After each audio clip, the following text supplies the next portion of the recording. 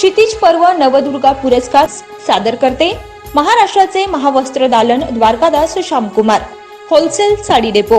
आमचा पत्ता छत्रपती शिवाजी महाराज चौक पनवेल। नमस्कार, मी गुरु कदम।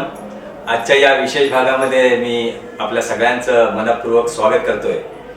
आज आपण आलेलो आहोत कर्जत येथे आणि आज आपण भेटणार आहोत भावी खासदार सौ माधवीताई नरेश जोशी यांना।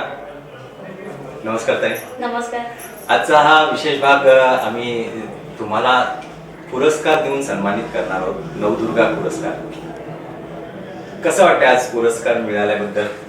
खूप छान वाटतंय आणि मला वाटतंय आता हा तिसरा चौथा पुरस्कार असेल, पण नवदुर्गाचा हा पहिलाच आहे, त्याच्यामुळे खूप आनंद वाटतोय। ताई, बालपण कुठं? माझं पूर्ण बालपण जे आहे, बालपण शिक्षण पूर्ण सातारमध्येच झालेलं आहे। कॉलेज वगैरे पूर्ण सातारमध्येच, नर्सिंग पण सातारमध्येच झालं। म्हणजे उदयनजी राजे हो यांच्या काही ह्या क्षेत्रामध्ये आता तुम्ही ज्या आलेल्या आहात समाजसेवेच्या आणि आता जनता दरबार सुद्धा सुरू केलाय, काय अनुभव आणि कशा आलात? माझं बॅकग्राऊंड काही राजकारणी नाहीये, एक सामान्य घरातून आलेली आहे आणि सामान्य घरातच आलेली आहे। असं फक्त जनतेचे प्रश्न, महिलांचे प्रश्न आणि आपली जी आता युवा पिढी जी आहे ती थोडीशी वाईट मार्गी चाललेली आहे, तर ते थोडंसं बघून म्हटलं चला एक कोणतरी आपला माणूस पाहिजे, म्हणून निर्णय घेतला की थोडंसं राजकारण आणि समाजसेवा त्या हेतूने सुरुवात ही इकडून झाली। पण असं वाटलेलं की कधी समाजसेवा या क्षेत्रात यावं का? तुम्ही कुठलं असं एक फ्युजन असतं आपलं, एक असतं की मला ह्या क्षेत्रात यायचं किंवा मला या क्षेत्रात काम करायचं, त्या आवडीचं क्षेत्र हा हे निवडलं? आता नर्सिंग म्हटलं की तुम्हाला माहिती आहे, त्याच्यामध्ये सगळी पहिल्यांदा सेवा म्हणजे ती समाजसेवाच झाली। त्या हेतूनीच आणि ज्या भूमीमध्ये माझा जन्म झाला ती शिवाजी महाराजांचे जे वंशज आहेत आपले 13वे छत्रपती उदयनराजे भोसले, तर त्यांच्या छायेखाली बोला किंवा त्यांच्या हाताखाली असं करत करत समाजसेवा तिथूनच सुरुवात झाली। सर, काय सांगाल, कसा स्वभाव आहे?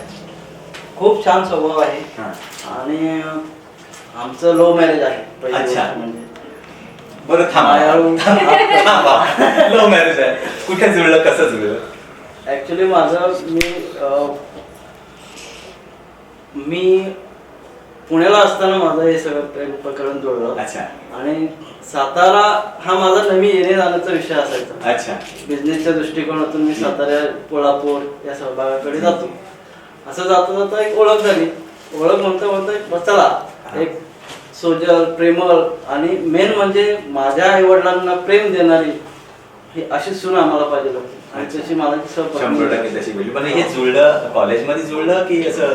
नाही, हे बिझनेसच्या दृष्टिकोनात, म्हणजे तुम्ही जेव्हा बिझनेसला साताराकडे जाता त्यावेळेस ओळखीनुसार तेच। पण एकंदरीत स्वभाव खूप छान आहे, खूप छान आहे। आणि किती वर्ष हे प्रेम? किती वर्ष? 2 वर्ष। 2 वर्ष झालं। अच्छा अच्छा। तिसऱ्या वर्ष त्या निमित्ताने तुमचा सातारा दौरा वाढला जास्त। जी आज उद्योगपती आहेत, सर काय सांगाल बिझनेसच्या बाबतीत?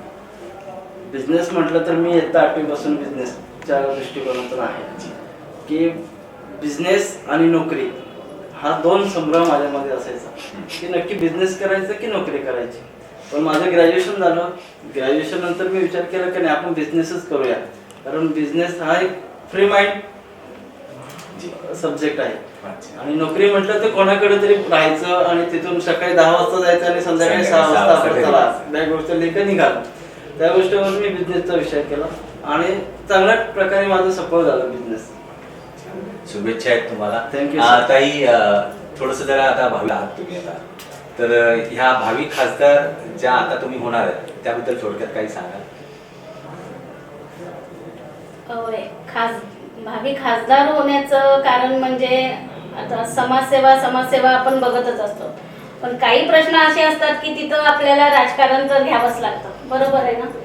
तर थोडंसं त्याच्यासाठी मी ह्या साईडला आलेले आहे आणि लोकांना म्हणजे आपल्या कर्जत तालुक्यामध्ये किंवा पनवेलमध्ये असं खूप लोक अशी भेटली की ताई खरंच तुम्ही खासदारकीला उभी राहताय, तर आम्हाला खूप प्राऊड फील होतोय की आमची एक हक्काची ताई, आई, बहीण असं प्रत्येक जण असं बोलत असं. म्हणजे आम्ही एवढं ह्याच्यामध्ये जातो, वाड्यांमध्ये जातो, खेडेगावांमध्ये जातो, तर तिथून पण रिस्पॉन्स आपल्याला तोच मिळत आलाय की ताई खरंच तुम्ही जो डिसिजन घेतलाय तो खरंच खूप छान आहे आणि आमचा पूर्ण सपोर्ट आहे तुम्हाला की तुम्ही नक्की खासदार होणार आहात.